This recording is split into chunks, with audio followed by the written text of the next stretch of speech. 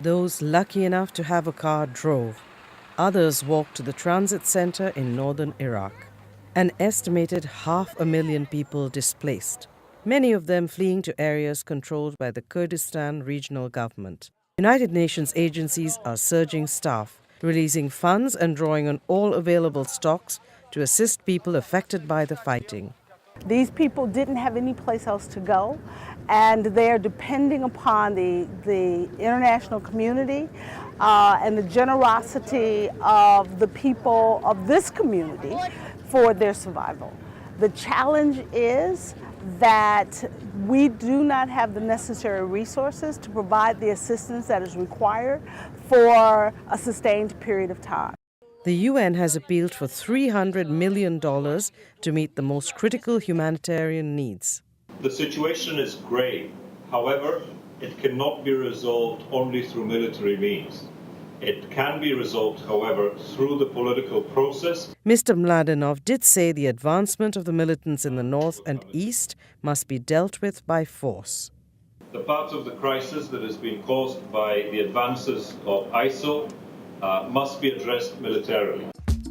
In South Sudan, more people are seeking protection at UN bases throughout the country, the figure now topping 100,000 people.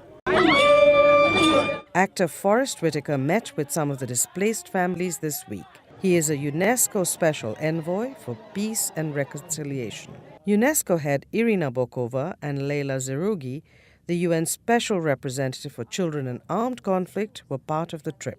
They met with South Sudanese President Salva Kiir to reaffirm the country's action plan to end recruitment and use of children in armed forces, and announced a new initiative for young people to play sports and express themselves in the civilian protection zones.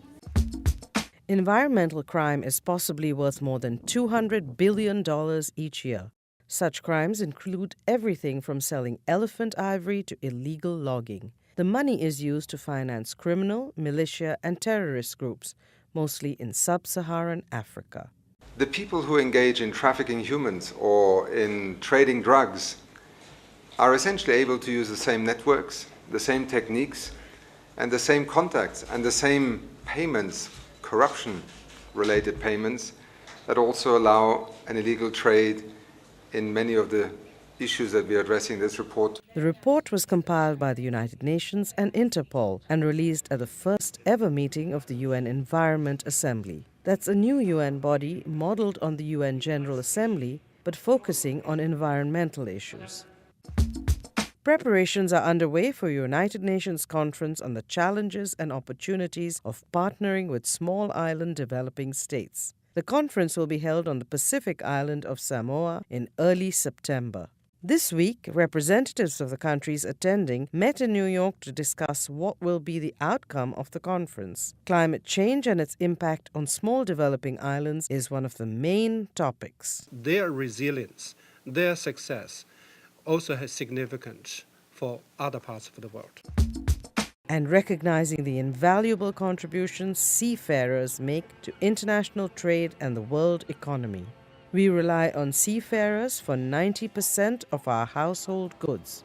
More than 12 billion tons of goods each year are shipped by 1.5 million seafarers around the world. The International Maritime Organization thinks that deserves a thank you.